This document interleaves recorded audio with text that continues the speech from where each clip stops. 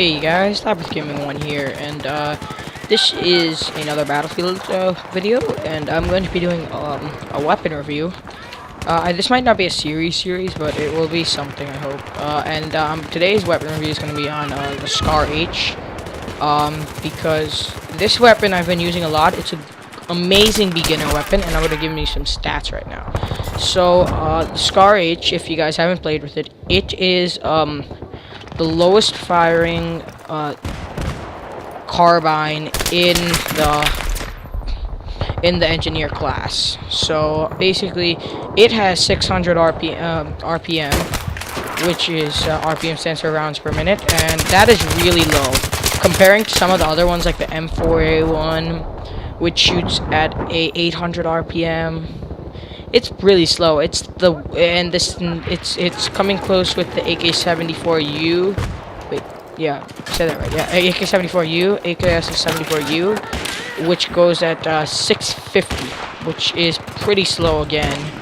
But yeah, you see me dying a fair bit in this gameplay. I'm kind of focusing on like two screens right now. I'm doing live commentary almost, but yeah, it's basically that this has a 0.2 pull to the left and the 0.2 pull to the right for recoil wise, and then up it has a 0.5 pull, which is, you have to be able to manage recoil with this gun completely a fair bit. It's also, but the main advantage it has over every other carbine in its class is that it has a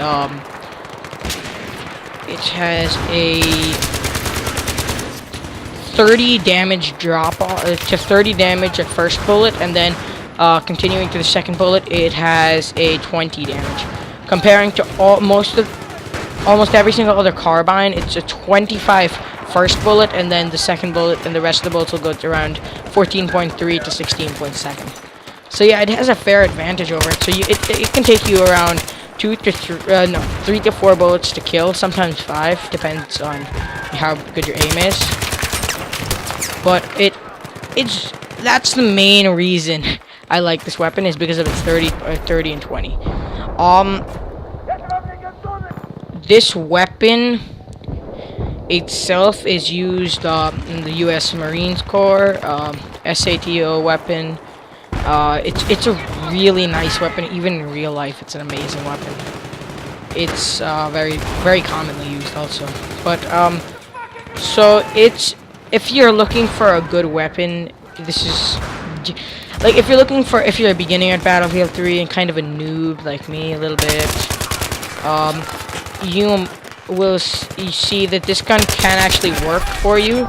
But it turns out that like switching between guns on this class with different carbines, you severely notice the difference.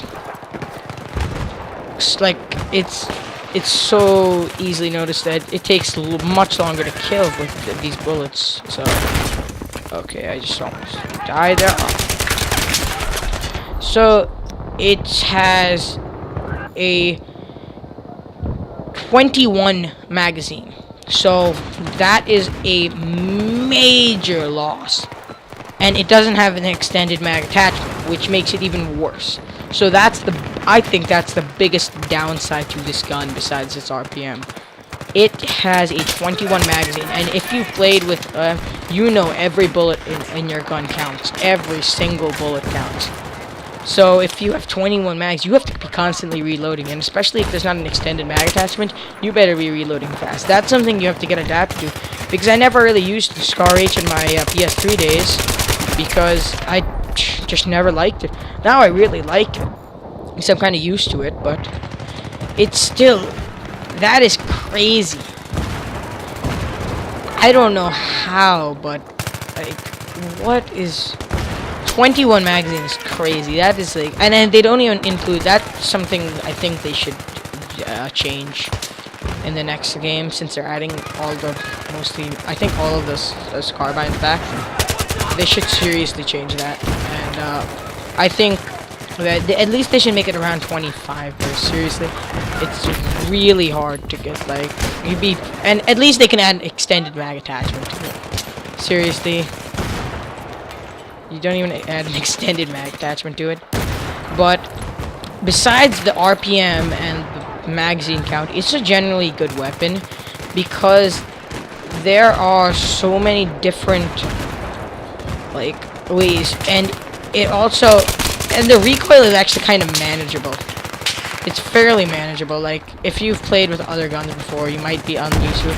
If you play with the AN91 and you're so used to like the side-to-side recoil, man, you'll love this weapon, because if you're coming from the AN91 is 0.5 pull left and right and 0.2 up, so it's fairly severe. But that's not on the review. But if you guys are wondering what loadout I'm using right now, I am using a Cobra sight, a heavy barrel, and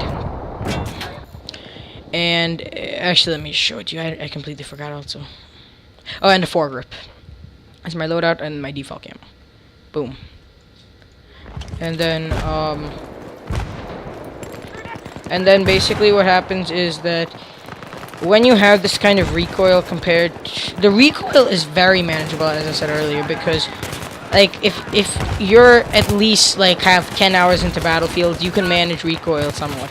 But the RPM and the magazine count is something that'll take a little while to get used to. Like the first like 100 kills are gonna be kind of tough, but after that you're gonna get a lot faster. I leveled this thing up to Cobra sight 200 2 service stars in a matter of an hour. But that's not that. It's okay. But yeah, so this ends this weapon review. If you guys like this weapon review, I will be happy to do many more of them. It's not too hard to do them. So yeah, guys, don't forget to like, comment, and subscribe. And this is Live Game 1 sign off. Bye.